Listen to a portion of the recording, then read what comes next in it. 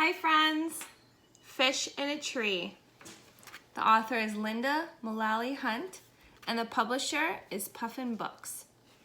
Chapter 9, Bag Full of Nothing. Today we are each supposed to bring in something that represents us and tells the class about it. I thought of a few things I could bring, like a can full of dirt or a bag full of nothing. Mr. Daniels asked for volunteers to go first. Shock of the century when Shay raises her hand. She gets up there with a picture of her horse, Diamond. She goes on about how she loves him and goes riding several times a week, but how it's a lot of work to take care of him. She shows us her riding helmet and fancy riding jacket too. I guess there really isn't anything that she doesn't have. Jessica brings a picture of Shay and talks about what good friends they are, which I think is funny since we're supposed to talk about ourselves. Oliver bounces to the front of the room. His feet are never on the floor at the same time. He takes out a light bulb. I am the giver of light. Really? Mr. Daniels asks. Well, my dad is. He sells lamps. And when I grow up, I'm going to be a salesman too. I'm going to sell hangers. Hangers? Mr. Daniel asked.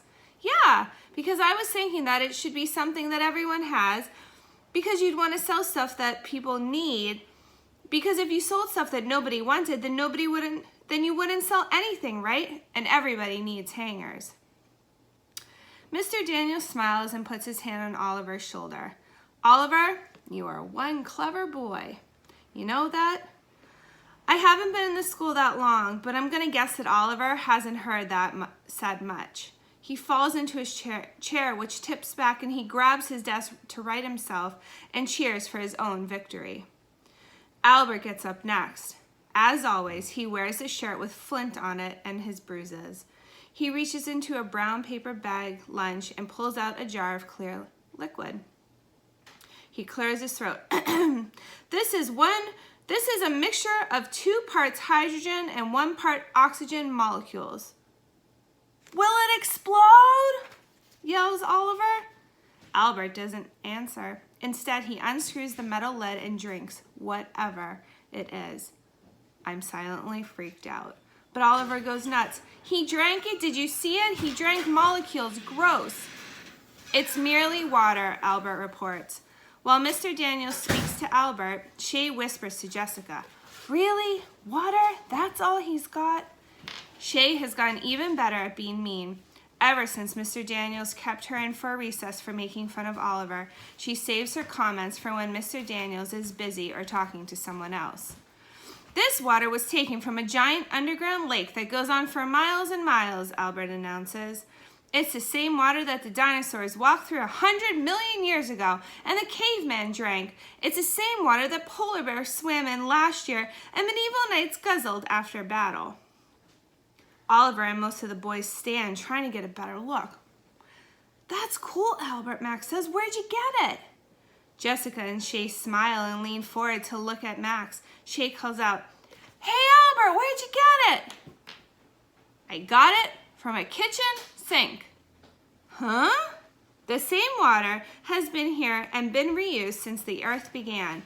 It's important to me because as a scientist and historian, I know that we are but a blip on the earth's timeline, a grain of sand on an entire beach of time. Kids are starting to groan. Here goes the professor again. Yeah, such a show-off, Jessica says, turning to Max. Now, knock it off, Mr. Daniels says. I think Albert's idea is fascinating. How Earth has recycled its water over and over. Extraordinary, Albert. Next, he calls on Kaisha. She carries a small box and holds it like whatever is inside will break easily. When she takes out a cupcake, the boys argue about who will get to eat it. This is a cupcake that I made. It isn't from a box mix. It's homemade. And why is it important to you, Mr. Daniels asks. I like to bake. I told my mom I want to start a business when I get older, and she said there's no time like the present, so this is the first one I'll show to anyone outside of my family. Oh my God. Shay whispers. She acts like she's our first person to make a cupcake. It's not even decorated or anything. Shay, please keep your comments constructive, Mr. Daniels says. Yes, it's plain on the outside, Kaisha says, half smiling at Shay, but it's the inside that matters. Kaisha takes a knife out of her box and cuts the cupcake in half and shows us the inside. As you can see, it says yum on the inside. How'd you do that? Suki asks, and I'm surprised to hear her talk. She hardly ever says anything. I've been experimenting with making letters out of different kinds of dough. I stand the letters up in the cupcake batter and carefully cover them with more batter. Do you lick the spoon when you're done? Oliver asks. I like to lick the spoon, but my mom says too much sugar isn't good for me, so she doesn't let me bake much because... Oliver, Mr. Daniels says, pulling on his own ear. Oliver stops right away. Then Mr. Daniels looks at the cupcake. Wow, Kaisha, that's pretty impressive. I'm going to call my baking business Hidden Messages, the better way to send a note. That's fantastic, Kaisha, Mr. Daniels says. The possibilities are infinite. Albert raises his hand and Mr. Daniels points to him. The possibilities are not, in fact, infinite. As she would eventually run out of appropriate letter combinations and the number of letters to be used in each cake would be limited as well. Also, you imply that the possibilities are all positive, when it is probable that the possibilities would be equal in positive and negative outcomes. Actually, you're correct, Albert, Mr. Daniels says, but I'm an optimist. What can I say?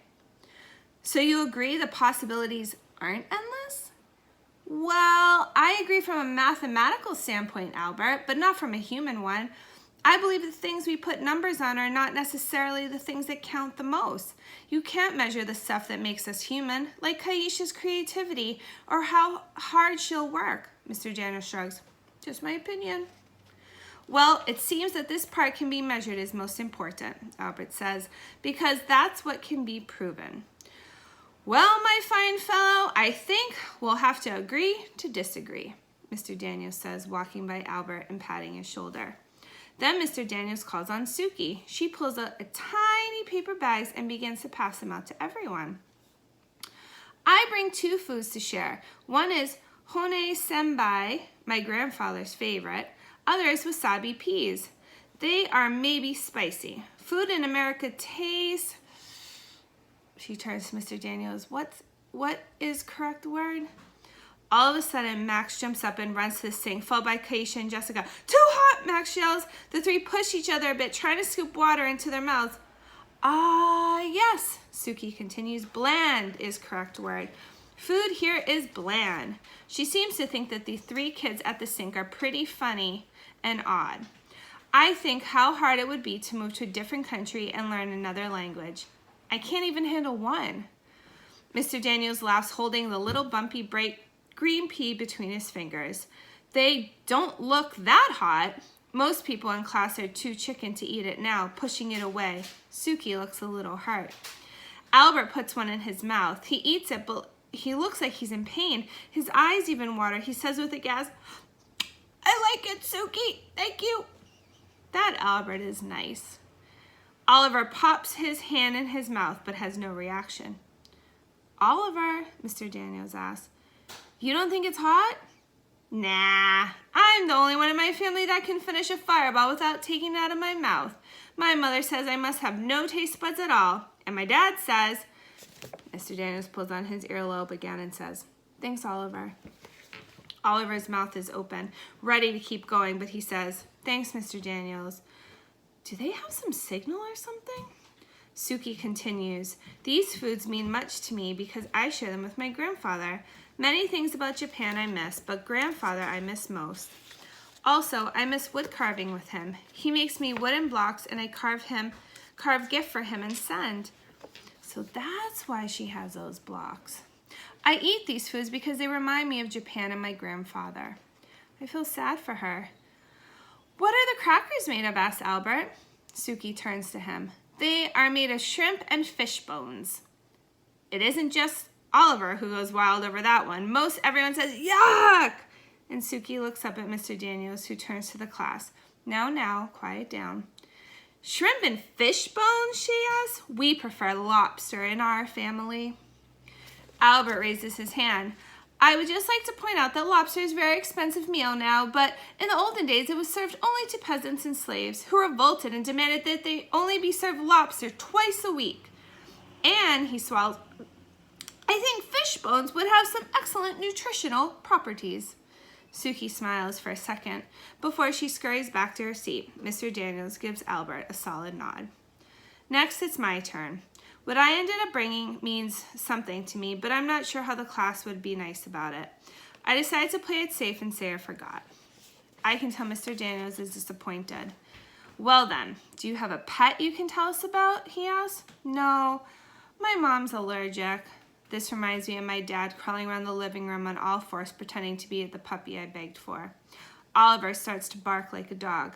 Mr. Daniels says, too much of that, Oliver, and we'll have to give you dog biscuits. Better be careful. Mr. Daniels squints at me. Are you sure there's nothing you can show us? Because I have a feeling there's something. I slide my hand down into my pocket and clutch my 1943 steel penny, the object I brought in for today's sharing. He watches my hand and I realize I've given myself away, so I stand and take out the penny. My dad is in the army and he's deployed right now. On the day my dad left, he gave Travis and me these pennies. I look up at Mr. Daniels. That's my big brother. He nods. In 1943, pennies looked weird because they were silver in color like quarters. They were made of steel instead of copper because the government needed copper to make ammunition during World War II. Then in 1944, pennies went back to the usual red copper color. Anyway, I think it's cool. I do too, Mr. Daniels says, and I think it's even more cool that you told us about it. As I walk back to my seat, I think of when Dad left. He said that when we look at steel pennies, we need to remember that we are unique too, and also that things will go back to normal for us, that he'll be home before we know it. I really miss him. Mr. Daniels gives Oliver a thumbs up, and I think how cool it is that they have the ear pulling signal. That way he doesn't have to tell Oliver that he's doing something wrong in front of everyone. I know what that feels like, and I'm happy that Mr. Daniels cares so much. Most teachers seem to like their students to be all the same, perfect and quiet. Mr. Daniels actually seems to like that we are different.